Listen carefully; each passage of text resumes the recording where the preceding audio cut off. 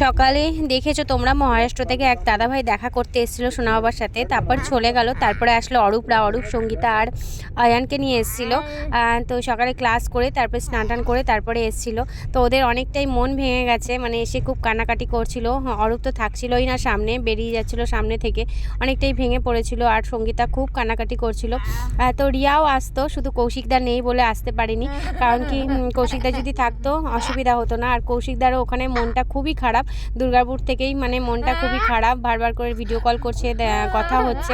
আর তারপরে ট্রেনে ওঠার পরেও রিয়া আমাকে ভিডিও কল করলো আর সত্যি খুব কান্নাকাটি করছিল।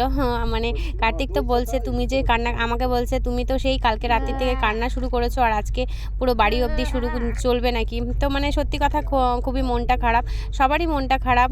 অরূপ, সঙ্গীতা, তারপরে রিয়া, কৌশিকদার, তারপরে এদিকে তো কার্তিক, আমি আছি।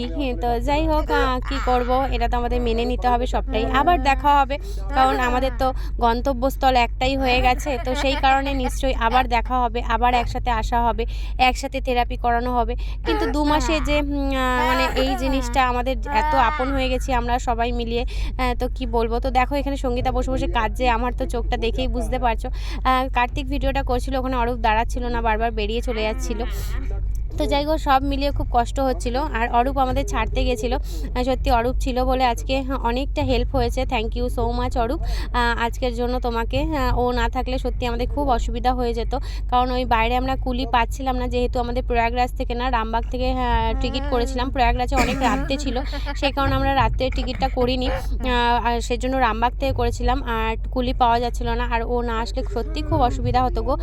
যে দুজনা মিলে ব্যাগগুলো নিয়ে আসা, আমি দাঁড়িয়েছিলাম এক জায়গায়, ও একটা করে নিয়ে যাচ্ছে, মানে খুবই নালে অসুবিধা হতো ও না থাকলে। থ্যাংক ইউ সো মাচ আবার বলছি অরূপ, এতটা সাপোর্ট করার জন্য, আমাদের পাশে থাকার জন্য। খুব নিজের মনে করেছো, তার জন্যই এতটা করলে আমি জানি।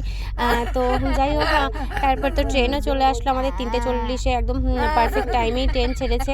আর সবাইকে খুব মিস করব, কৌশিকদা, রিয়া, অরূপ, সঙ্গীতা, আয়ান, রিতসোনা, সবাইকে মিস করব। তো যাই হোক, চলো এবার এই কষ্টটা নিয়েই বাড়িতে যাই। সবার সাথেই ফোনে কন্ট্যাক্ট থাকবে, কথা হবে, ভিডিও কল হবে, মনটাও ভালো থাকবে।